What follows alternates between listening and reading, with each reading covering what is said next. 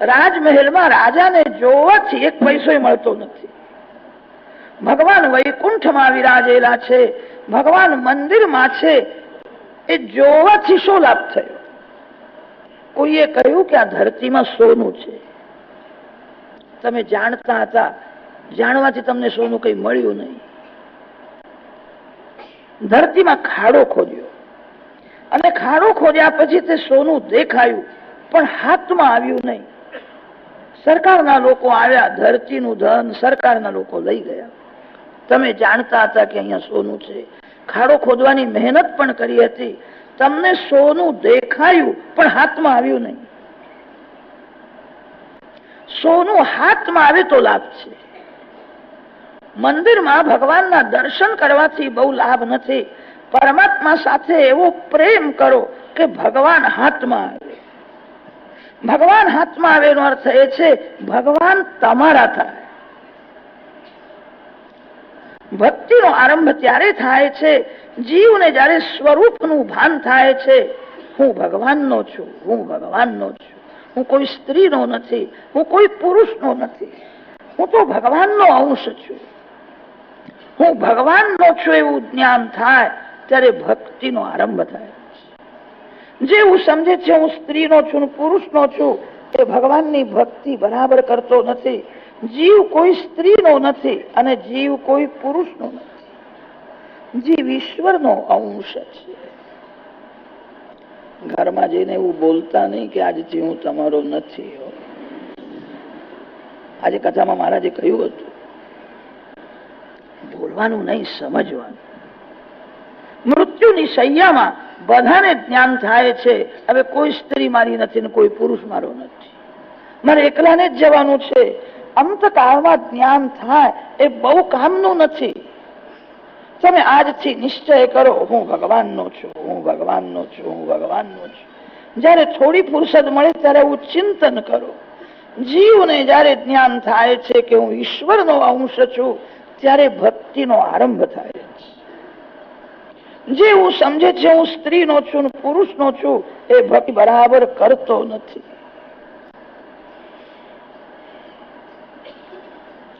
ભક્તિ જયારે વધે છે ત્યારે જીવને અનુભવ થાય છે ભગવાન મારા છે, ભગવાન મારા છે. હું જ્યાં જઉં ત્યાં ભગવાન કૃપા કરીને મને દર્શન આપે છે.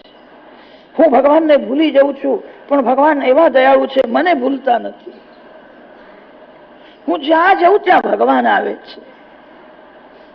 આરંભમાં હું ભગવાનનો છું, ભક્તિ વધ્યા પછી ભગવાન મારા છે. પૈસો તમારા હાથમાં આવે તો લાભ છે. ભગવાન જયારે હાથમાં આવે છે, ભગવાનની ભક્તિ એવી કરો કે ભગવાન તમારા થાય.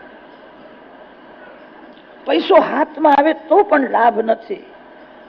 શેઠના રૂપિયા મુનિમના હાથમાં હોય છે, પણ મુનિમ જાણે છે આ મારા નથી, શેઠને મારે હિસાબ આપવાનો છે. મને તો જે પગાર મળે છે જ મારો છે. પૈસો તમારો થાય તો લાભ છે, પૈસો હાથમાં આવે તો પણ લાભ નથી. ભગવાન તમારા થાય. જે ભગવાન વૈકુંઠમાં છે, જે ભગવાન મંદિરમાં છે, એ મારા અંદર પણ છે. આત્મ સ્વરૂપમાં પરમાત્માના દર્શન એને અનુભવ કે છે. અસ્તિ બ્રહ્મેતિ ચેદ્વેદ પરોક્ષ જ્ઞાનમેવ તત. ભગવાન વૈકુંઠમાં છે, મંદિરમાં છે એવું સમજે એ સાધારણ જ્ઞાન છે. ભગવાન મારા હૃદયમાં છે. જે વૈકુંઠમાં છે, જે મંદિરમાં વિરાજેલા છે, એ જ પરમાત્મા મારા હૃદયમાં પણ છે. આત્મ સ્વરૂપમાં પરમાત્માના દર્શન એને જ અનુભવ કે છે. વેદ પરમાત્માનું વર્ણન તો કરે છે પણ વેદને ભગવાનનો અનુભવ થયો નહીં. વેદ એટલે વેદાભિમાની દેવ. પ્રત્યેક વેદ મંત્રના અભિમાની એક એક દેવ છે. પ્રત્યેક વેદ મંત્રના એક એક ઋષિ છે. જે ઋષિએ તે વેદ મંત્ર સિદ્ધ કર્યો છે. છંદ, ઋષિ અને દેવતા આ ત્રણનું બરાબર જ્ઞાન ન હોય એને વેદ મંત્ર સફળ થાય નહીં. વેદાભિમાની દેવો રાજકન્યાઓના સ્વરૂપે પ્રગટ થયા છે. આ રાજકન્યાઓને ભૌમાસુરે કારાગૃહમાં રાખી છે. ભૌમાસુરની દાનત બહુ બગડી ગઈ છે. રાજકન્યાઓને કારાગૃહમાં રાખી છે. શ્રી કૃષ્ણ ભગવાન સમજી ગયા ભૌમાસુરની દાનત સારી નથી. ભગવાન ત્યાં પધાર્યા છે. ભૌમાસુર સાથે યુદ્ધ કર્યું, એને માર્યો છે. ભૌમાસુર શબ્દનો થોડો વિચાર કરો.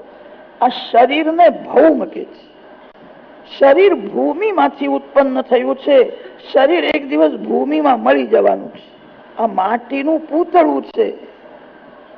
રાજાનું શરીર હોય કે રાણીનું શરીર હોય, શરીર એ માટીનું પૂતળું છે. ભૌમ એટલે શરીર.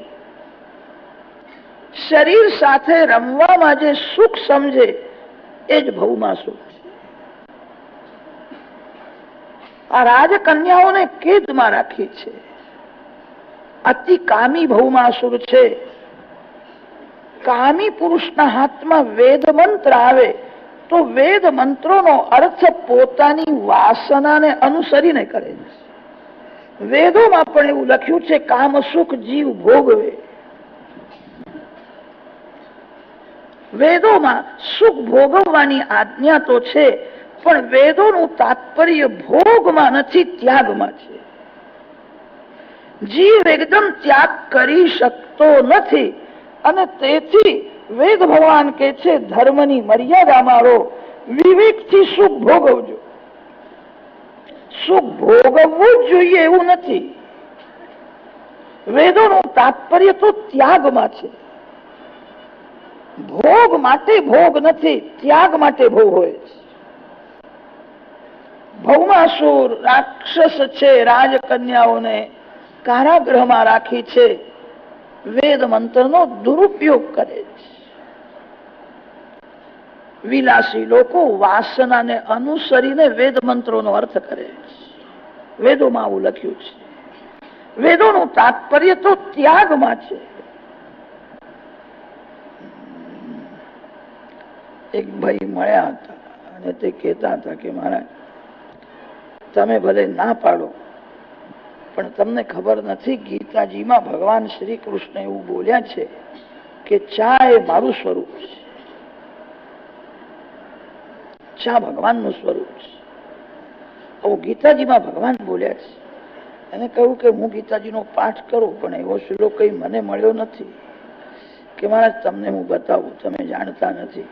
સર્વસ્ય ચા અહમ હૃદય સન્નિવિષ્ટા મત્ત સ્મૃતિ જ્ઞાનમ અપોહન. ચા એ મારું સ્વરૂપ છે અને ચા પેટમાં જાય તો બુદ્ધિ ખીલે છે અને ન મળે તો પછી બુદ્ધિ બગડી જાય. વિલાસી લોક વાસનાને અનુસરીને અર્થ કરે. વેદોનું તાત્પર્ય ત્યાગમાં છે. ભૌમાસુરે રાજકન્યાઓને કેદમાં રાખી હતી. શ્રી કૃષ્ણ સમાજ સુધારક. ભૌમાસુરની દાનત બગડી હતી તેથી એને મારી નાખ્યો. રાજકન્યાઓને કારાગૃહમાંથી છોડાવી. આ ભૌમાસુરના કારાગૃહમાં રહેલી રાજકન્યાઓ સાથે જગતનો કોઈ પણ પુરુષ લગ્ન કરવા તૈયાર થયો નહીં. બધા જ રાજકન્યાઓનો તિરસ્કાર કરવા લાગ્યા. આ ભૌમાસુરના કેદમાં રહી હતી. કોઈ પુરુષ એમની સાથે લગ્ન કરવા તૈયાર નથી. નિરાધારના આધાર ભગવાન છે. ભગવાન બધાના છે. અતિ દુઃખમાં કોઈ કોઈ વખત જીવ એવું બોલે છે, આ જગતમાં મારું કોઈ નથી, મને કોઈનો સાથ નથી. આવું કોઈ બોલે તો ભગવાનને બહુ ખોટું લાગે છે. ભગવાન બધાના છે. ભગવાન સર્વને સાથ આપે છે.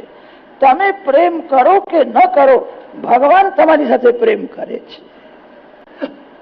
ભગવાન તમને પ્રકાશ આપે છે, પવન આપે છે, અન્ન જળ આપે છે.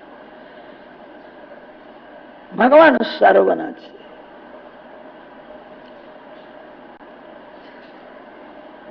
આ રાજકન્યાઓનો બધા તિરસ્કાર કરવા લાગ્યા આ રાજકન્યાઓ દ્વારકામાં શ્રી કૃષ્ણને શરણે આવી. અમે ક્યાં જઈએ? કોઈ અમારો સ્વીકાર કરતો નથી, બધા અમારો તિરસ્કાર કરે છે. પ્રભુએ વિચાર કર્યો, આ રાજકન્યાઓ જીવન કેવી રીતે પૂરું કરશે? આ રાજકન્યાઓ સાથે હું લગ્ન કરું તો એમનું જીવન સફળ થશે. પરમાત્મા તો નિષ્કામ છે, ભગવાનને કામનો સ્પર્શ થતો નથી. આ રાજકન્યાઓને હું અપનાવીશ. આ મને શરણે આવી છે, હું આ રાજકન્યાઓ સાથે લગ્ન કરીશ. પણ ભગવાનને થોડી શંકા તો થઈ, આ 16,000 રાજકન્યાઓ સાથે હું લગ્ન કરું તો સંભવ છે જગતમાં કેટલાક લોકો મારી પણ નિંદા કરશે. પ્રભુએ વિચાર કર્યો, ભલે નિંદા કરે, મારે કોઈનું સાંભળવું જ નથી. તમારા મનને શાંત રાખવું હોય, લોકો તમારા માટે શું બોલે છે તે કોઈ દિવસ સાંભળશો નહીં. તમારા માટે લોકો સારું બોલે એ તમે સાંભળશો તો અભિમાન વધી જશે. જ્યાં વખાણ થાય ત્યાં બેસવું નહીં, વખાણ સાંભળવા નહીં.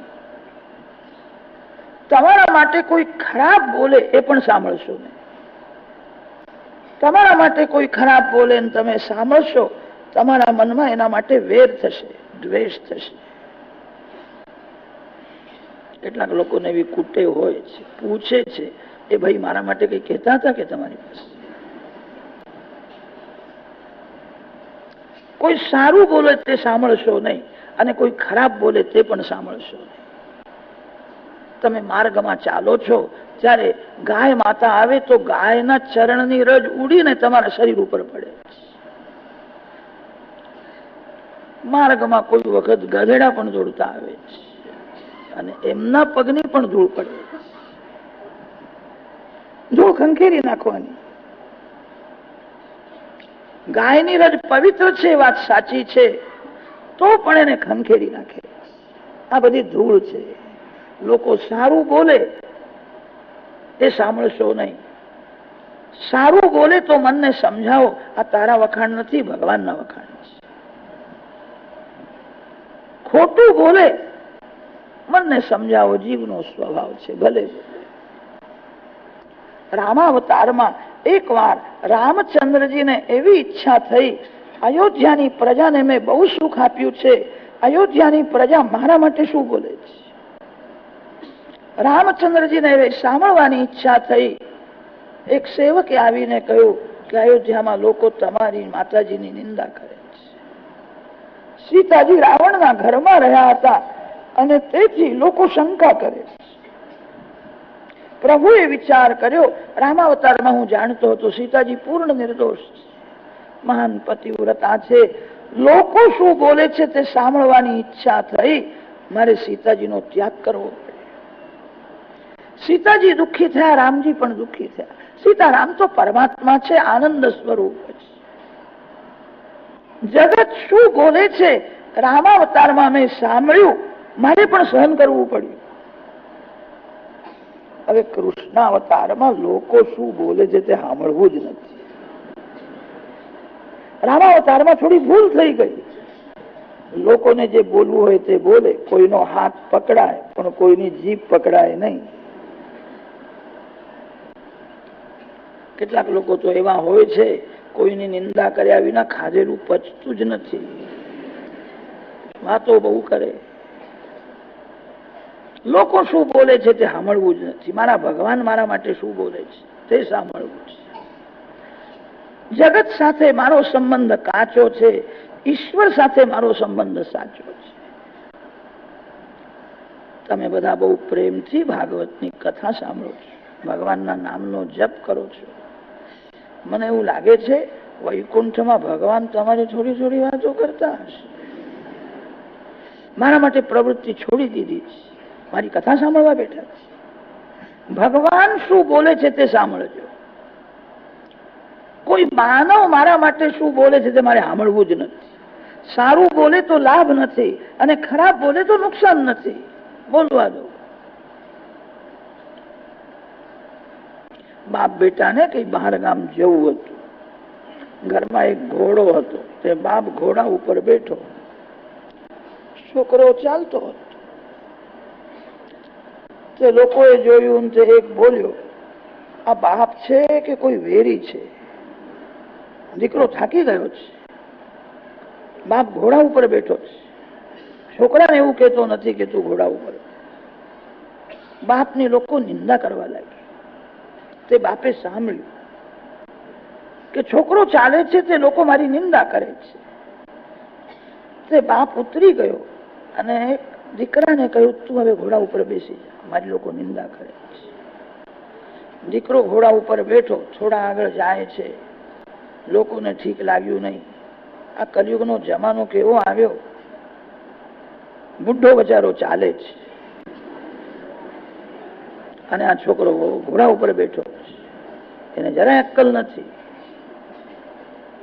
છોકરાએ તે સાંભળ્યું.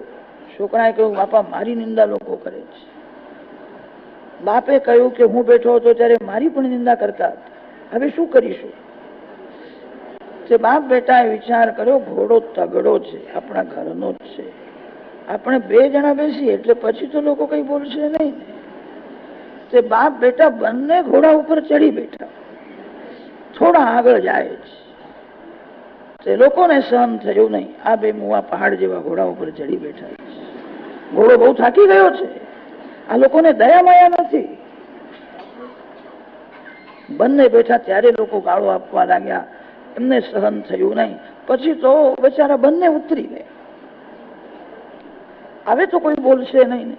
ઘોડો ખાલી જતો હતો. તે લોકોને સહન થયું નહીં. આ બે જણા કેવા મૂર્ખા છે, ઘોડો એમનો છે પણ કોઈ ઘોડા પર બેસતા જ નથી.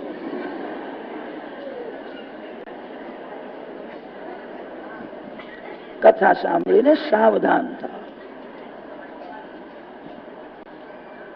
સંસાર એવો છે, તમારું વર્તન ગમે તેવું હોય, લોકો નિંદા કરવાના જ છે. કેટલાક જીવ તો ઈશ્વરની નિંદા કરે, સાધુ સંતોની નિંદા કરે. આપણા જેવા સાધારણ પાપી જીવની નિંદા કરે તે શું ખોટું છે? ભલે કરે. તમારા માટે ખરાબ બોલે ને તો તમને લાભ છે, તમારું જરાય નુકસાન નથી. મન શાંત રાખો. મારે તો ભગવાનના ચરણે જવું છે, મારા ભગવાનને ગમે એવું હું બોલીશ, ભગવાનને ગમે એવું જ હું કામ કરીશ. હું ઈશ્વરનો અંશ છું. કૃષ્ણાવતારમાં પ્રભુએ નિશ્ચય કર્યો, લોકો શું બોલે છે તે હવે સાંભળવું જ નથી. 16,000 રાજકન્યાઓ છે. શ્રી કૃષ્ણ મહાયોગી છે. 16,000 મંડપ પ્રગટ કર્યા છે. 16,000 શ્રી કૃષ્ણના સ્વરૂપો છે. યાદવોના કુલગુરુ છે ગર્ગાચાર્ય. બ્રાહ્મણ વિના લગ્ન થાય નહીં. ભારતમાં જે લગ્ન થાય છે એ ધર્મના માટે લગ્ન થાય. પતિ પત્નીના જીવનમાં ધર્મ મુખ્ય છે. દેવ, બ્રાહ્મણ અને અગ્નિ આ ત્રણની સાક્ષીમાં લગ્ન થાય છે. દેવની સ્થાપના હોય છે, અગ્નિની સ્થાપના હોય છે, બ્રાહ્મણની સાક્ષી હોય છે. પરદેશના લોકો જે લગ્ન કરે છે એ ભોગ માટે લગ્ન કરે છે. લગ્નનો ભંગ થઈ શકે નહીં. દેવ, બ્રાહ્મણ, અગ્નિ ત્રણની સાક્ષીમાં લગ્ન થયું છે. લગ્નમાં બ્રાહ્મણની જરૂર છે. યાદવોના કુલગુરુ છે ગર્ગાચાર્ય. પ્રભુએ તો આજે એવી લીલા કરી. શ્રી કૃષ્ણ 16,000 સ્વરૂપ ધારણ કરે તે શું આશ્ચર્ય છે. ગોર મહારાજ ગર્ગાચાર્ય પણ 16,000 બનાવી દીધા. પ્રત્યેક લગ્ન મંડપમાં ગોર મહારાજ બેઠા છે. બ્રાહ્મણ વિના લગ્ન થાય નહીં. એક જ મુહૂર્તે દ્વારિકારે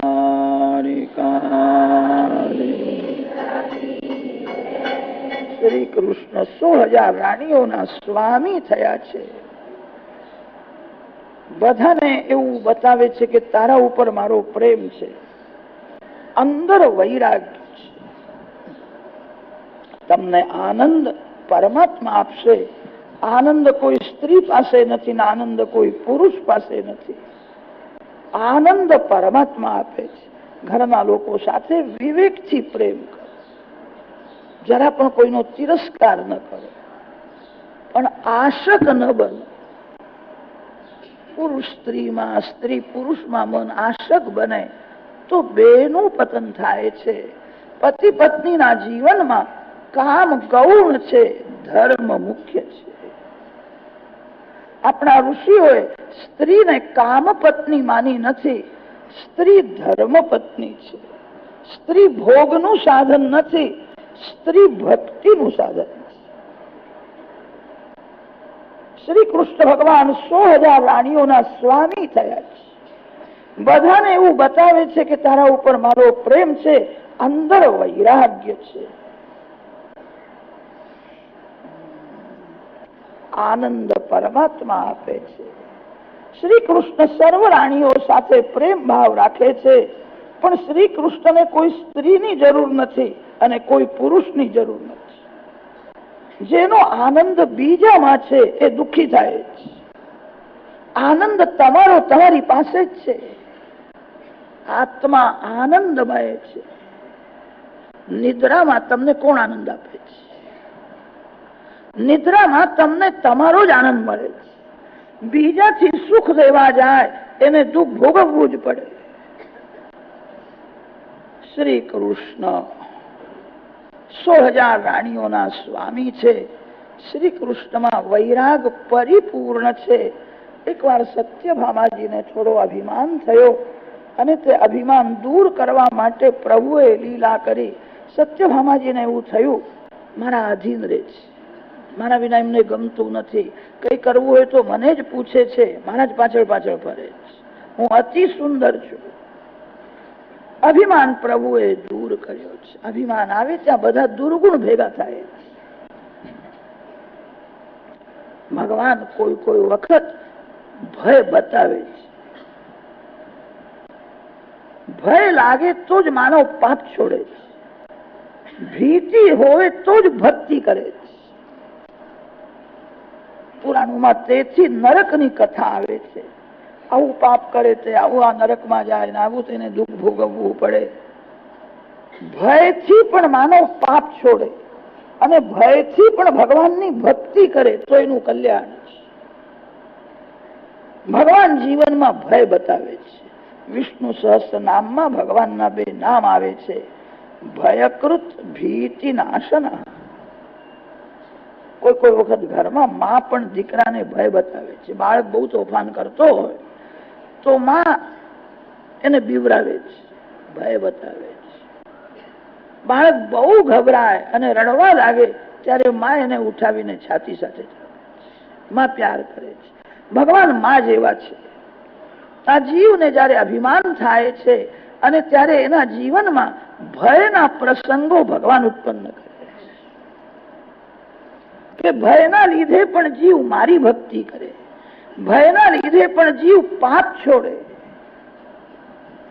સત્યભામાજીને સૌંદર્યનો અભિમાન થયો હતો. પ્રભુ એવી લીલા કરીને તે અભિમાન દૂર કર્યો છે. જીવમાં અભિમાન આવે છે ત્યારે ભગવાન એની ઉપેક્ષા કરે છે. જીવ અભિમાન છોડીને ભક્તિ કરે તો કોઈ કોઈ વખત ભગવાન જીવને પોતાના કરતા પણ મોટો બનાવી દે છે. અભિમાન દૂર કર્યો છે. વંશની કથા છે. પ્રધાન પુત્ર પ્રદ્યુમ્નજી છે. પ્રદ્યુમ્નજીના પુત્ર અનિરુદ્ધજી થયા. અનિરુદ્ધજીનું લગ્ન બાણાસુરની કન્યા ઉષા સાથે થયું. બાણાસુર શિવ ભક્ત હતો. ભયંકર યુદ્ધ થયું હતું. શિવ ભક્તિ કરનાર શ્રી કૃષ્ણને બહુ હાલો લાગે. શ્રી કૃષ્ણની સેવા સ્મરણ કરનાર વૈષ્ણવ શંકર ભગવાનને બહુ પ્રિય લાગે. હરિહર બંને એક છે. ભક્તિ બગડેલા મનને સુધારવા માટે છે, રાગ દ્વેષ વધારવા માટે નથી. કેટલાક વૈષ્ણવોને એમ થાય છે કે અમે અનન્ય ભક્તિ કરીએ છીએ. એકની જ ભક્તિ કરવી એને અનન્ય ભક્તિ કહે છે. આ 5 આંગળી છે, 5 આંગળીની જરૂર છે. ટચલી આંગળી નાની તો છે, પણ ટચલી આંગળી ન હોય તો માનવ દુઃખી થાય. સનાતન ધર્મમાં પંચદેવોની પૂજા છે. પંચદેવ તત્વથી એક જ છે. ઈષ્ટદેવમાં સોળાની પ્રેમ રાખો, અન્ય દેવોમાં અંશરૂપ પ્રેમ રાખો. કોઈ દેવનું અનાદર ન કરો. જ્યાં સુધી દેહનું ભાન છે ત્યાં સુધી બધાને હાથ જોડો. તમે દેહ ભાન ભૂલી જાઓ પછી કોઈને હાથ જોડવાની જરૂર રહેતી નથી. કોઈ દેવનું અનાદર ન કરો. વૈષ્ણવ થઈને વિષ્ણુ ભક્તિ, શ્રી કૃષ્ણ ભગવાનની ભક્તિ કરનારો અને તે શિવજીનો અનાદર કરે, એની ભક્તિમાં બહુ વિઘ્ન આવશે. એની ભક્તિ ભગવાનને ગમશે નહીં. હરિહર બંને એક છે. બાણાસુરને પ્રભુએ માર્યો નથી, એને પોતાના જેવો ચતુર્ભુજ બનાવી દીધો છે. બાણાસુરને 1000 હાથ હતા. શ્રી કૃષ્ણ ભગવાન એના 996 હાથ કાપી નાખે છે. એને પોતાના જેવો ચતુર્ભુજ બનાવે છે. શિવ ભક્ત છે અને તેથી એને મારતા નથી. ભગવાન સુદર્શન ચક્ર છોડે કે કોઈ બચે નહીં.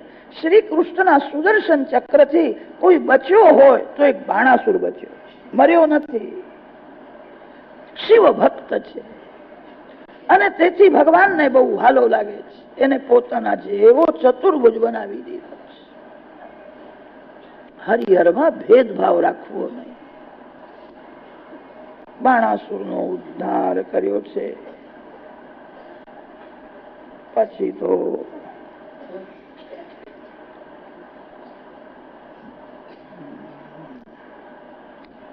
નૃગરાજાની કથા આવે છે. નૃગરાજાને કાચીડાનો જન્મ મળ્યો હતો. પ્રભુ એનો ઉદ્ધાર કર્યો. એને પૂછ્યું છે તારી આ દશા કેમ થઈ હતી, તમે કોણ છો? એને કહ્યું સૂર્ય વંશમાં નૃગ નામનો રાજા થયેલો તે હું છું. મેં બહુ દાન આપ્યું, મેં અનેક યજ્ઞો કર્યા. મારી ભૂલ એ થઈ એક બ્રાહ્મણનું ધન ભૂલથી મેં ઘરમાં રાખ્યું, અજાણતા મેં ઘરમાં રાખ્યું. દેવધન, બ્રાહ્મણનું ધન, સમાજનું ધન એનો વિવેકથી સદુપયોગ. દેવધન, સમાજનું ધન જે ભોગ વિલાસમાં વાપરે એની દુર્ગતિ થાય. ભૂલથી બ્રાહ્મણનું ધન મેં ઘરમાં રાખેલું અને તેથી મને કાચીડાનો અવતાર મળ્યો હતો. આપે મારો ઉદ્ધાર કર્યો. બલરામજી મહારાજ વ્રજમાં જાય છે તે કથા છે. એક અધ્યાય નારદ પરિહાસનો આવે છે. એકવાર નારદજીના મનમાં એવો વિચાર આવ્યો, 2-4 સ્ત્રીઓનો જે પતિ હોય એની દુર્દશા થઈ જાય છે. એકને રાજી કરવા જાય તો બીજી નારાજ થઈ જાય છે. સાંભળ્યું છે શ્રી કૃષ્ણ 100,000 રાણીઓના પતિ થયા છે. 100,000 રાણીઓને કેવી રીતે રાજી રાખતા હશે, કેવી રીતે વાતો કરતા હશે?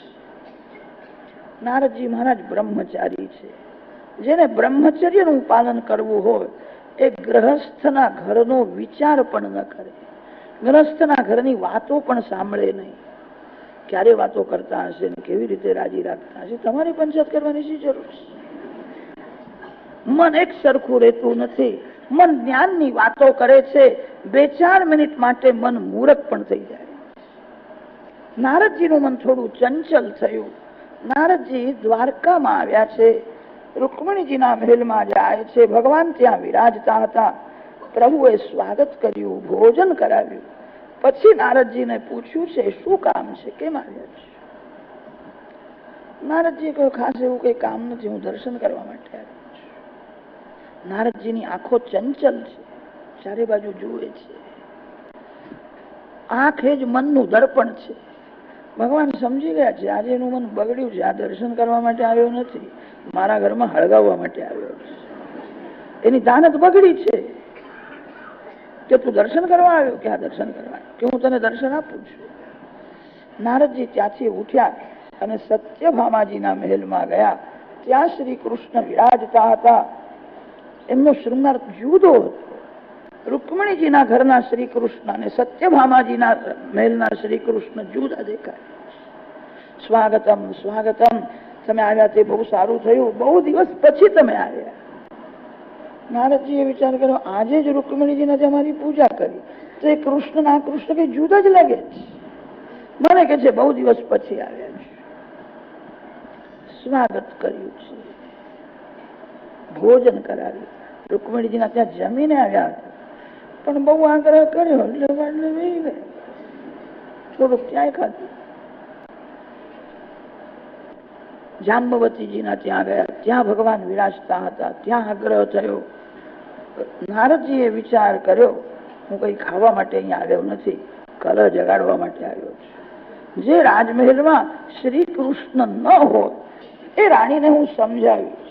તારો કોણ ભાવ પૂછે છે? એ તો ખાસ ખાસ રૂકમણી સત્યભામાના જ પાછળ ફરે છે, તારા ઉપર એમનો પ્રેમ નથી, એવું બધું એને હું સમજાવીશ. એ રિસાય પછી ભગવાન કેવી રીતે મનાવે છે તે જોવું છે. આ બ્રહ્મચારી મહારાજને કોઈ ગ્રહસ્થના ઘરમાં આવી ખટપટ કરવાની કઈ જરૂર છે? આજે મન થોડું ચંચલ થયું છે.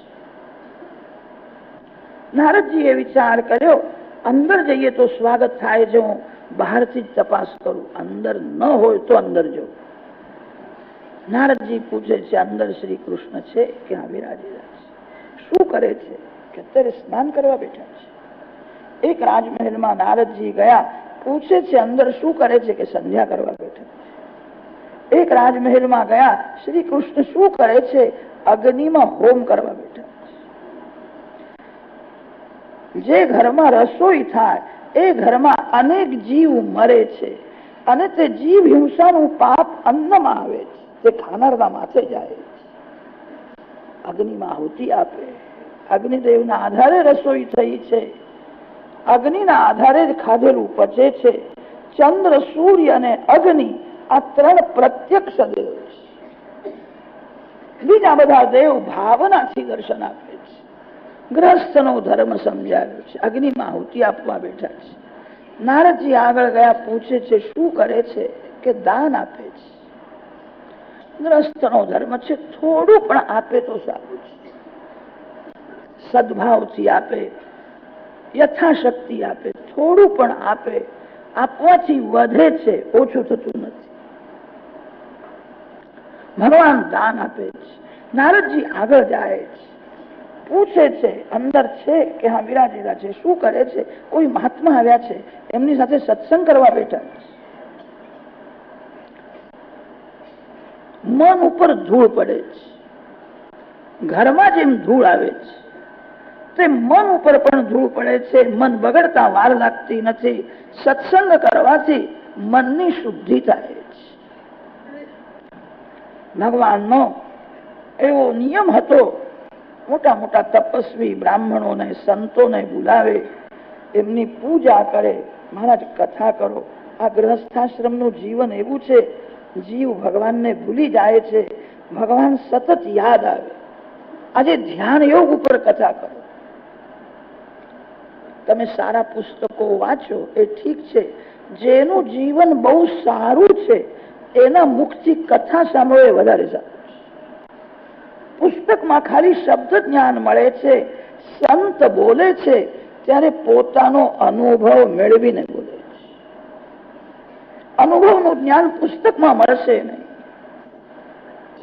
સારા પુસ્તકો વાંચવા કરતા જેનું જીવન બહુ સારું છે, જેને પાપ છોડ્યું છે, જે સતત ભક્તિ કરે છે, એવા કોઈ સાધુ સંતના મુખથી કથા સાંભળો. ભગવાન કથા સાંભળવા બેઠા છે. નારદજીએ વિચાર કર્યો, કથા પણ સાંભળે છે. અનેક વાર બ્રાહ્મણોને કથા કરતા સંકોચ થાય. તમે બધું જાણો છો કે ના? એવું કઈ નથી, હું કશું જાણતો નથી. તમે પ્રેમથી કથા કરો, સંકોચ છોડીને બોલો. ભગવાન કથા સાંભળવા બેઠા છે. તમે જાણતા હશો તો પણ કોઈ સંત બોલતા હોય સાંભળજો. માનવ રોજ ભોજન કરે છે, ભોજનમાં રુચિ આવે છે, સેવી લે છે, સેવા આવે અન્ન. કથા સાંભળજો, સાંભળવાથી બહુ લાભ થાય છે. સાંભળ્યા પછી ઘરના લોકોને સંભળાવજો. આજે કથામાં મેં આ સાંભળ્યું છે, તમે બીજાને સંભળાવશો તો તમારા બુદ્ધિમાં કથા સ્થિર થશે. જે સાંભળ્યું હોય તે બોલો. જે કથામાં આવ્યો નથી એને ઘરમાં જઈને કથા સંભળાવો, લાભ થાય. ભગવાન બધું જાણે છતાં કથા સાંભળે છે. નારદજીને આશ્ચર્ય થયું. આગળ જાય છે, પૂછે છે અંદર છે કે હા વિરાજેલા છે. શું કરે છે? મોટા ભાઈ આવ્યા છે, બલરામજી સાથે કઈ વાતો ચાલે છે. નારદજી આગળ જાય છે, પૂછે છે અંદર છે કે હા વિરાજેલા છે. શું કરે છે? એ શું કરે છે કઈ ખબર નથી. દરવાજો અંદરથી બંધ છે. તે રાણી સાથે એકાંતમાં કઈ વાતો કરતા હશે. ગ્રહસ્થ ધર્મ સમજાય. 16,000 રાજમહેલમાં નારદજી ફર્યા છે. પ્રત્યેક રાજમહેલમાં શ્રી કૃષ્ણ વિરાજતા હતા. ચાલતા ચાલતા નારદજી થાકી ગયા. નારદજીએ વિચાર કર્યો અંદર જવું તો આરામ મળશે, બહાર કોઈ ભાવ પૂછતો નથી. નારદજી અંદર ગયા છે. ભગવાન વિરાજતા હતા. પ્રભુએ સ્વાગત કર્યું. તમારા જેવા સંત આવે ને ત્યારે ગ્રહસ્થાશ્રમ સફળ થાય છે. આપે બહુ કૃપા કરી. ક્યારે આવ્યા તમે? નારદજી કે હું નહીં આવ્યો. ભગવાન જાણતા હતા 6-7 કલાકથી રખડે છે. બહારથી તપાસ કરાવે અંદર છે કે નહીં. મને કે આવડે આવ્યો, હું તને ઓળખું છું. નારદજીની પૂજા કરી પછી ઘરના નોકરોને દાસીઓને આજ્ઞા કરી છે તમે બધા બહાર જાઓ. આ મહારાજ સાથે મારે ખાનગીમાં થોડી વાતો કરવી છે, તમે બધા બહાર. બધાને બહાર કાઢ્યા. અંદરથી દરવાજો બંધ કર્યો અને પછી તો નારદજીનો કાન પકડ્યો. અલ્યા એ નારદ. નારદજીને આશ્ચર્ય થયું. મને પગે લાગતા હતા અને મહારાજ મહારાજ કહેતા હતા અને હવે તો મને અલ્યા કહીને બોલાવે છે. અરે તું આવે છે ત્યારે હું ઉઠીને ઉભો થઉં છું, તારી પૂજા કરું છું. એ જગતને ગ્રહસ્થ ધર્મ સમજાવ. તમારા આંગણે કોઈ સાધુ આવે, કોઈ બ્રાહ્મણ આવે, કોઈ ગરીબ આવે, તમે એને ભલે ઓછું આપો પણ હાથ જોડવામાં તમારું શું થવું જાય? માન આપો. ભગવાન કોઈ રૂપમાં આવે છે. જે આંગણે આવેલાનું અપમાન કરે, કદાચ સંભવ છે ભગવાન આવી જાય તો એમનું પણ અપમાન થઈ જશે.